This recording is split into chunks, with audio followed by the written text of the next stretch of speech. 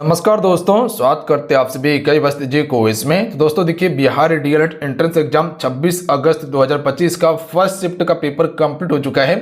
करीब करीब क्वेश्चन जो है कि बच्चों के द्वारा मेरे पास भेजा गया है, जो बिल्कुल ओरिजिनल ऑथेंटिक क्वेश्चन है, वही जो पेपर में पूछा गया है। ठीक है, तो पूरा क्वेश्चन पेपर दिखाएंगे, किस सेगमेंट से कैसा प्रश्न पूछा जा रहा है, कहां कहां से प्रश्न आ रहा है, जिसका भी आगे एग्जाम है। वीडियो को पूरा देख लीजिएगा, आप सभी देख लीजिए किस प्रकार से पैटर्न है, कहां से क्वेश्चन आ रहे हैं, वो टॉपिक आपको बता देंगे। तो आप सभी रणनीति बना के उसको तैयार कर लीजिएगा, तो काफी ज्यादा आपको प्रॉफिट होगा। ठीक है, तो इस वीडियो को पूरा देखिएगा, जिसका आगे एग्जाम होने वाला है, और उस टॉपिक को लिख के आप सभी उस टॉपिक पे मेहनत करना शुरू कर दीजिएगा आप सभी। ठीक है, तो चलिए शुरू करते हैं। सभी एक बार सेशन को लाइक करके शेयर जरूर कर दीजिएगा, आपका एक लाइक मोटिवेट कराता है फ्रेंड, तो लाइक जरूर कीजिएगा। इस कंटेंट को तैयार करने में काफी ज्यादा एफर्ट लगा है, तो सेशन को लाइक करके शेयर अपने दोस्तों में जरूर कीजिएगा। तो चलिए शुरू करते हैं। आइए, पहला क्वेश्चन देखिए, जो कि 26 अगस्त को जो पेपर हुआ है अभी डीएलएड का, उसी में पूछा गया था फर्स्ट शिफ्ट में, अनुच्छेद 40 का संबंध किससे है। तो देखिए, कई बार आपको बताए थे कि अनुच्छेद 40 में पंचायती राज का वर्णन किया गया है, तो यह क्वेश्चन पूछा गया है। देखिए आगे क्या बन सकता है, ध्यान दीजिएगा आप सभी। 2 अक्टूबर 1959 को राजस्थान के नागौर जिले में सबसे पहले पंचायती राज लागू किया गया था। राजस्थान पहला राज्य बना था और दूसरा आंध्र प्रदेश बना था। उसके बाद बलवंत राय मेहता समिति पंचायती राज से ही संबंधित थे और 1957 में इसकी स्थापना हुआ था। अगले शिफ्ट में पूछा जाएगा, ध्यान दीजिएगा आप सभी। उसके बाद आप सभी से पूछा जा सकता है कि 73वां संविधान संशोधन कब आया था, 1992 में आया था। इसमें कह सकते हैं कि पंचायती राज का व्यवस्था अनुच्छेद 243 से लेकर 243 ओ तक किया गया था, और इसे लागू कब किया गया था, तो 73वां संविधान संशोधन 1993 में लागू किया गया था। इतना सा फैक्ट याद रखिएगा। देखिए, पंचायती राज बलवंत मेहता समिति पर 3 स्तरीय पंचायत का वर्णन किया गया था। उसके बाद एक क्वेश्चन आपसे पूछा गया था, काव्य गुण से हिंदी में, ध्यान दीजिएगा, टॉपिक पर गौर कीजिएगा, जिसका आगे एग्जाम होने वाला है। ठीक है, उसके बाद देखिए एक क्वेश्चन पूछा गया था लेटराइट मिट्टी से, जो कि बच्चों के द्वारा बताया गया था कि लेटराइट मिट्टी से क्वेश्चन पूछा गया था, वो क्लियर नहीं बता पाया है। तो 2 में से एक ही क्वेश्चन आया होगा आपके पेपर में कि लेटराइट मिट्टी कहां पाई जाती है या किस फसल के लिए उपयुक्त है। ठीक है, तो ध्यान दीजिएगा, ये अत्यधिक वर्षा वाली उष्णकटिबंधीय क्षेत्रों में पाई जाती है, जैसे केरल, कर्नाटक, तमिलनाडु, उड़ीसा, पश्चिम बंगाल। ध्यान दीजिएगा, जिसका सेकेंड शिफ्ट में है या कल एग्जाम होने वाला है। गौर कीजिएगा आप सभी, आपसे प्रश्न यहां से आ सकता है, ध्यान दीजिएगा। उसके बाद ये चाय, कॉफी, रबड़ की खेती के लिए उपयुक्त है। यह प्रश्न तो आपका पूछा गया था। आगे देखिए आपके पेपर में क्या आ सकता है, जैसे काली मिट्टी फेमस है, यहां से प्रश्न आएगा। देखिए, काली मिट्टी को हम सभी रेंगूर मिट्टी, कपासी मिट्टी के नाम से जानते हैं, कपास के लिए उपयोगी मिट्टी है। यह महाराष्ट्र हो गया, मध्य प्रदेश, गुजरात, आंध्र प्रदेश, तमिलनाडु के पठारी वाला क्षेत्र में पाई जाती है। ज्यादातर ये महाराष्ट्र, मध्य प्रदेश और गुजरात वाला क्षेत्र में है, तो ये याद रखिएगा आप सभी। ठीक है, जो आगे आपके पेपर में आ सकता है। उसके बाद बच्चे की तरफ बताया गया था कि महात्मा गांधी जी से क्वेश्चन पूछा गया था। तो देखिए, महात्मा गांधी जी के बारे में एक चीज हम आपको बताए थे, क्या जो पढ़ाए हैं वही क्वेश्चन आ रहा है आपके पेपर में। तो जो भी क्लास हम आपको दे रहे हैं ना, या दिए हुए हैं, उसको आप रिवीजन कर लीजिए। इतना सा हम कहेंगे, 2 गुना स्पीड में रिवीजन कर लीजिए, आप आराम से स्कोर कर पाइएगा। देखिए, गांधी जी से क्वेश्चन आप याद रखिएगा, पूछा गया है। तो यह पूछा जा सकता है कि इसका जन्म कब हुआ था। 2 अक्टूबर 1869 को गांधी जी का जन्म हुआ था। गांधी जी दक्षिण अफ्रीका से कब वापस आया था, 1915 में भारत वापस आता है। पहला सत्याग्रह 1917 में किया था, चंपारण सत्याग्रह। 1918 में महात्मा गांधी ने अहमदाबाद मिल मजदूर आंदोलन किया था, और 1918 में ही खेड़ा आंदोलन किया था। 1920 में इसने असहयोग आंदोलन चलाया था। 1922 में वापस ले लेता है असहयोग आंदोलन को चोरा चोरी कांड के कारण। सारा गांधी से संबंधित फैक्ट बता दे रहे हैं, याद रखिएगा, आगे आपके पेपर में आ जाएगा। 1924 में पहला कांग्रेस का अधिवेशन करता है, याद रखिएगा आप सभी, बेलगांव का। उसके बाद 1930 में दांडी यात्रा शुरू करता है। 1930 में ही सविनय अवज्ञा आंदोलन होता है। 1931 में याद रखिएगा आप सभी, गांधी और इरविन के बीच समझौता होता है, और 1932 में पूना पैक्ट पर समझौता होता है महात्मा गांधी और अंबेडकर के बीच में, और 1931 में ही गोलमेज सम्मेलन में महात्मा गांधी जी भाग लेता है। 1942 में महात्मा गांधी जी के द्वारा भारत छोड़ो आंदोलन चलाया जाता है, और 1948 में महात्मा गांधी जी डेट कर जाते हैं। इतना सा फैक्ट महात्मा गांधी से याद रखिएगा, जो आपके पेपर में प्रश्न आएगा तो आराम से बना लीजिएगा। ठीक है, उसके बाद देखिए एक क्वेश्चन था कि इनमें से कौन सा एक परमय संख्या है, तो 22/7 जो है ऑप्शन में दिया गया था, तो यही होता। उसके बाद एक बहुलक से क्वेश्चन था कि जैसे कि बहुलक माइनस माध्य बराबर 24 है, तो माध्यक माइनस माध्य बराबर क्या होगा, इस प्रकार से प्रश्न पूछा गया था आपके पेपर में। तो बहुलक माध्य को पढ़ लीजिएगा आप सभी। उसके बाद एनिमल किंगडम से प्रश्न पूछा गया है, एल्किन और एल्काइन से भी प्रश्न आपके पेपर में आया हुआ है। तो ये टॉपिक पर गौर करना है आप सभी को, ध्यान दीजिएगा। उसके बाद देखिए एक बेलन से क्वेश्चन था जिसमें कि वॉल्यूम दिया हुआ था, रेडियस दिया हुआ था और हाइट निकालने के लिए बोल रहा था, ठीक है। उसके बाद अनुप्रास अलंकार से क्वेश्चन है, लाभ हानि से क्वेश्चन है, मात्रिक छंद और वार्षिक छंद से क्वेश्चन पूछा जा रहा है आपके पेपर में, ग्रंथ रचना से संबंधित क्वेश्चन पूछा गया है। इंग्लिश में थोड़ा सा कठिन है, कठिन नहीं कर सकते हम सभी, ठीक है।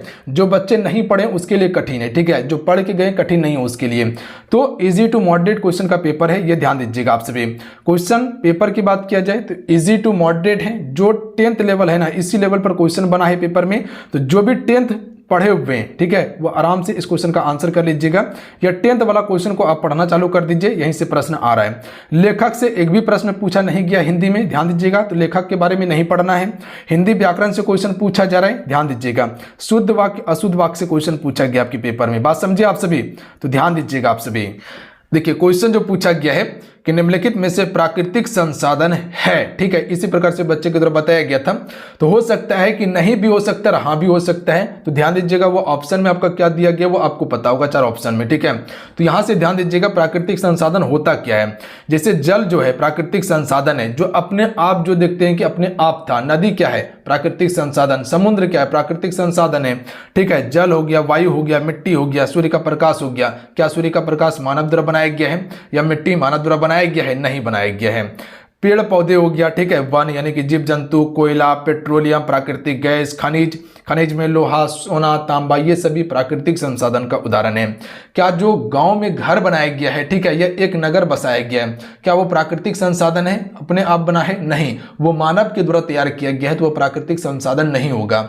जैसे कि कह सकते कि एक रोड बनाया गया है, वो प्राकृतिक संसाधन है, नहीं, प्राकृतिक संसाधन वो नहीं होगा आपका, बात समझे, बिल्कुल कह सकते हैं। और प्राकृतिक संसाधन पहला क्षेत्र के अंतर्गत आता है, बात समझे। तो ये चीजें याद रखिएगा, हो सकता है आपके पेपर में अगले शिफ्ट में क्वेश्चन यहां से उठा के पूछ दिया जाएगा, तो याद रखिएगा आप सभी, ठीक है। तो यहां से क्वेश्चन इस प्रकार से बन जाएगा, बताइए निम्न में से कौन सा प्राकृतिक संसाधन नहीं है। तो अगर ये याद रहेगा तो आराम से बता दीजिएगा आप सभी। देखिए किस किस सेगमेंट से क्वेश्चन पूछा जा रहा है, तो आधुनिक भारत से क्वेश्चन पूछा गया आपके पेपर में। तो आधुनिक भारत को कंप्लीट कर लीजिएगा आप सभी, ठीक है। यानी कह सकते हैं कि जो आपका कांग्रेस की स्थापना होता है या स्वतंत्रता संग्राम से आप ले लीजिएगा, ठीक है, उसको पूरा कंप्लीट कर लीजिएगा, बात समझे। जैसे गांधी युग को आपको कंप्लीट करना है, भारत का आजादी से संबंधित क्वेश्चन कंप्लीट करना है आप सभी को। विश्व इतिहास से क्वेश्चन पूछा गया है, तो प्रथम विश्व युद्ध, द्वितीय विश्व युद्ध को पूरा कंप्लीट कर लीजिए। फ्रांस की क्रांति हो गया, रूस की क्रांति हो गया। उसके बाद कह सकते हैं कि जो आपका अमेरिका स्वतंत्रता संग्राम है, इसको पढ़ लीजिएगा आप सभी। ये सभी इंपॉर्टेंट टॉपिक है जो प्रश्न आपके पेपर में आएगा। जर्मनी का एकीकरण से प्रश्न आपके पेपर में आएगा, इंग्लैंड की क्रांति से क्वेश्चन आएगा आपके पेपर में और पूछा जा रहा है, ठीक है। देखिए भारत का भूगोल से क्वेश्चन पूछा जा रहा है, तो इसमें आप सभी राष्ट्रीय उद्यान हो गया, वन्यजीव अभ्यारण्य हो गया, प्राकृतिक संसाधन हो गया, कृषि हो गया, ये सभी टॉपिक इंपॉर्टेंट है, इसको पढ़ लीजिएगा। खनिज संसाधन, जनसंख्या हो गया, ये सभी पढ़ लीजिएगा आप सभी। यहां से भी प्रश्न आपके पेपर में पूछा जा रहा है। संविधान से क्वेश्चन पूछा जा रहा है, संविधान का निर्माण कैसे हुआ है, मौलिक अधिकार से, राष्ट्रपति से, ये सभी से क्वेश्चन आ रहा है आपका, ठीक है। जीव विज्ञान से भी क्वेश्चन पूछा जा रहा है, ध्यान दीजिएगा। पर्यावरण से क्वेश्चन आपका आया हुआ है, तो इसको आप ध्यान दीजिएगा आप सभी। ज्यादातर कोशिका को कंप्लीट कर लीजिएगा और कोशिका विभाजन को कंप्लीट कर लीजिएगा, और जीवाणु और विषाणु को कंप्लीट कर लीजिएगा, क्योंकि विषाणु से क्वेश्चन पूछा गया आपके पेपर में, तो ध्यान दीजिएगा ये टॉपिक। और देखिए ये मेरा व्हाट्सएप नंबर है, इसको सबसे पहले आप युवा शक्ति के नाम से सेव करके रखिए। और जो भी बच्चे देने के लिए एग्जाम गए थे ना, जो भी क्वेश्चन पूछा गया है, जो भी आपके पास थोड़ा भी याद है ना, तो आप सभी इस व्हाट्सएप नंबर पे जरूर हमको भेज दीजिएगा कि सर ये क्वेश्चन पूछा गया है। और जिसका आगे एग्जाम होने वाला है, जैसे कि कल जिसका एग्जाम होने वाला है, वो भी इस नंबर को सेव करके रख लीजिएगा आप सभी। और आपसे हम कहते हैं कि जो क्वेश्चन पूछा जा रहा है वो कम से कम आप हमको बताइएगा, इतना सा काम जरूर कर लीजिएगा, किस पैटर्न से क्वेश्चन पूछा जा रहा है, ठीक है। तो ये काम जरूर कर दीजिएगा आप सभी। देखिए उसके बाद जो है कि त्रिकोणमिति से क्वेश्चन आपका ये पूछा गया था इसी प्रकार से, ठीक है। बच्चे को पूरा याद नहीं था, बट इसी प्रकार से क्वेश्चन आया था। एक समीकरण से आया हुआ था, तो देख लीजिए इसका आंसर 46 होता, ठीक है। इसी प्रकार से क्वेश्चन आया है। एक आपका मासे से क्वेश्चन आया हुआ था, तो इसका आंसर 4 होता, ध्यान दीजिएगा आप सभी, ठीक है।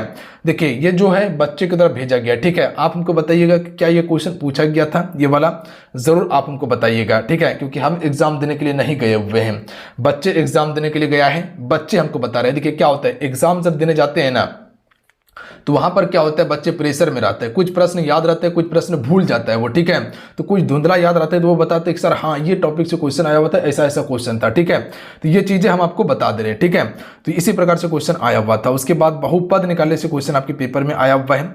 उसके बाद देख लीजिएगा माध्य हो गया, बहुलक से क्वेश्चन आपके पेपर में आया हुआ है। बहुपद और गुणनखंड से क्वेश्चन आया हुआ है। उसके बाद देख लीजिएगा एक क्वेश्चन पूछा गया था आपका कि मानसिक स्थिति को बनाए रखने के लिए सबसे महत्वपूर्ण हवा कौन सा है, तो ये ऑक्सीजन O2 हो जाएगा। ध्यान दीजिएगा, लगभग कह सकते हैं कि 21% जो है कि ऑक्सीजन का मात्रा है वायुमंडल में, 78% क्या है, तो याद रखिएगा आप सभी 78% आपका नाइट्रोजन है, और 0.03% याद रखिएगा 0.03% कार्बन डाइऑक्साइड है। कई बार क्वेश्चन पूछा गया है कि क्लोरोप्लास्ट थाइलाकोइड्स किस रूप में होते हैं, तो ये आपस में जुड़ी हुई होती है। देखिए क्लोरोप्लास्ट से क्वेश्चन पूछा गया, तो यहां से आगे देखिए क्या क्या आपके पेपर में प्रश्न बन सकता है, ठीक है। ये इंपॉर्टेंट फैक्ट आपको बता रहे हैं जो अगले बच्चे जो एग्जाम देने वाले उसके लिए हैं, ठीक है। इसको पूरा कंप्लीट कर लीजिएगा बाबू, क्वेश्चन के आसपास से क्वेश्चन बता रहे हैं और क्वेश्चन के आसपास से ही आपके पेपर में प्रश्न आएगा। ध्यान दीजिएगा आप सभी। देखिए क्लोरोप्लास्ट जो है ये किस प्रकार का प्लास्टिड है, तो ये हरा वर्णक युक्त होता है। क्लोरोप्लास्ट का मुख्य कार्य क्या होता है, तो प्रकाश संश्लेषण करना होता है और ऑक्सीजन का उत्सर्जन करना इसका मुख्य कार्य होता है। क्लोरोप्लास्ट में कौन सा वर्णक पाया जाता है, तो क्लोरोफिल पाया जाता है। तो ये 3 प्रश्न याद रखिएगा जो आपके पेपर में आ जाएगा, बात समझे। उसके बाद देखिए एक प्रश्न था आपका विषाणु से उत्पन्न होने वाला रोग, ठीक है। तो देखिए ऑप्शन में क्या दिया था ये हमको पता नहीं है, ठीक है, आप सबको पता होगा। तो इसमें जो कह सकते हैं कि इन्फ्लुएंजा हो गया, एड्स हो गया, डेंगू हो गया, उसके बाद जो है कि डेंगू ज्वार हो जाएगा, ठीक है। डेंगू ज्वार, खसरा, मम्स, पोलियो, हेपेटाइटिस, रेबीज, समान सर्दी जुकाम, कोविड-19, ये सभी विषाणु से उत्पन्न होने वाला रोग है, याद रखिएगा आप सभी, बात समझे, यानी कि वायरस से। तो इसको याद रख लीजिएगा, अगर अगला शिफ्ट में आएगा तो आराम से कर लीजिएगा आप सभी, ठीक है, बात समझे। इसको याद रखिएगा आप सभी, सारा बता दिया आपको। उसके बाद देखिए ज्यामिति से भी एक क्वेश्चन पूछा गया था शायद, मेरे ख्याल से जहां तक बच्चे बताया था। त्रिकोणमिति से भर भर के प्रश्न आ रहा है, इसको आप कंप्लीट करके रखिए। क्षेत्रमिति से क्वेश्चन पूछा जा रहा है, यानी कि मेंसुरेशन से, जैसे कह सकते हैं कि क्षेत्रफल निकालने के लिए त्रिभुज हो गया, वृत्त हो गया, गोला, उसके बाद बेलन, चतुर्भुज, सम चतुर्भुज, इस प्रकार से क्वेश्चन पूछा जा रहा है आपके पेपर में, तो इसको आप पढ़ लीजिएगा। अलंकार से क्वेश्चन तो आ ही रहा है, अच्छा खासा वेटेज अलंकार का, और आपको शुरू से बताएं कि शुरू से अलंकार का क्वेश्चन का वेटेज अच्छा खासा है, ठीक है। तो उसमें आप रूपक अलंकार को जरूर पढ़ के जाइएगा, इंपॉर्टेंट है रूपक अलंकार, ठीक है। जो बच्चे को आसानी से याद हो जाता है वो क्वेश्चन करीब करीब नहीं आएगा, जो याद नहीं होता है, जो नहीं समझ में आएगा वही क्वेश्चन पूछेगा। रूपक अलंकार इंपॉर्टेंट है, उत्प्रेक्षा अलंकार पढ़ लीजिएगा, ठीक है।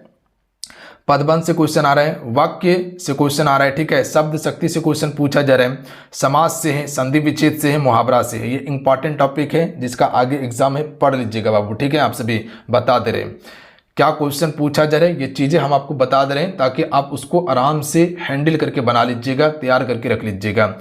उसके बाद देखिए जीवाणु से कुछ प्रश्न याद रखिएगा जो हो सकता है कि आगे आपके पेपर में आ जाएगा, क्योंकि विषाणु से आया है, क्योंकि विषाणु से आया तो जीवाणु से आ सकता है। देखिए जीवाणु से होने वाला रोग क्या क्या है, क्षय रोग हो गया, हैजा हो गया, टेटनस हो गया, डिप्थीरिया हो गया, काली खांसी हो गया, अतिसार यानी कि पेचिस हो गया, टाफाइट हो गया, प्लेग हो गया, गुनेरिया हो गया, सिफिलिस हो गया और निमोनिया हो गया। ये सभी आप पढ़ लीजिएगा, याद कर लीजिएगा, आप सभी दे दिया आपको, स्क्रीनशॉट मार के रख लीजिए आप सभी, ठीक है।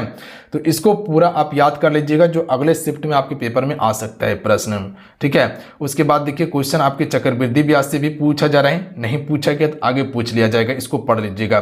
परमेय संख्या से क्वेश्चन आपके पेपर में आ रहा है, समीकरण से क्वेश्चन आ रहा है आपके पेपर में, एलसीएम एचसीएफ जैसे कि अभी एक सवाल दिखाए थे आपको, रस और छंद से भी क्वेश्चन आपके पेपर में आ रहे हैं। बट्टा, ध्यान दीजिएगा, जो बट्टा निकालने के लिए दिया जाता है वहां से क्वेश्चन आ रहा है, यानी कि प्रॉफिट इन लॉस पढ़िएगा तो वहीं पर एक टॉपिक है बट्टा का, वहीं से आपका प्रश्न आया है। केमिस्ट्री से भी क्वेश्चन पूछा जा रहा है, तो केमिस्ट्री में आपसे सूत्र को याद जरूर कर लीजिएगा, ठीक है। ये सभी इंपॉर्टेंट टॉपिक है आपका। उसके बाद कह सकते हैं न्यूट्रॉन, प्रोटॉन, इलेक्ट्रॉन के बारे में पढ़ लीजिएगा आप सभी। उसके बाद देखिए भौतिक विज्ञान से क्वेश्चन पूछा जा रहा है, इसका एसआई मात्रा को जरूर देख लीजिएगा, ध्वनि को पढ़ लीजिएगा, प्रकाश को पढ़ लीजिएगा आप सभी, उष्मा को पढ़ के जाइएगा, न्यूटन का नियम को पढ़ के जाइएगा, यहाँ से प्रश्न आएगा, इलेक्ट्रिसिटी को पढ़ के जाइएगा आप सभी। उसके बाद इंग्लिश में देखिए फिल अप द ब्लैंक से क्वेश्चन आ रहा है, सबसे बेसी सेंटेंस से क्वेश्चन आ रहा है, जो सेंटेंस बनाने के लिए दिया जा रहा है, वर्ब एडवर्ब से क्वेश्चन पूछा गया है। उसके बाद देख लीजिएगा यहाँ पर डायरेक्ट स्पीच और इनडायरेक्ट स्पीच से क्वेश्चन आया हुआ है, आइडोम से क्वेश्चन पूछा गया, ठीक है। एंटोनियम सिनोनियम से क्वेश्चन आया था कि नहीं, ये क्लियर नहीं है, एक बार बच्चे बताइएगा जो एग्जाम देने के लिए गए थे। रीजनिंग में कोडिंग डिकोडिंग से है, नंबर सीरीज से प्रश्न है, उसी प्रकार से सीटिंग एग्रीमेंट से क्वेश्चन आएगा आपका, उसके बाद लुप्त संख्या से क्वेश्चन आपके पेपर में पूछा जा रहा है। तो ये चीज को पूरा कंप्लीट करके आप भी रख लीजिए, ठीक है।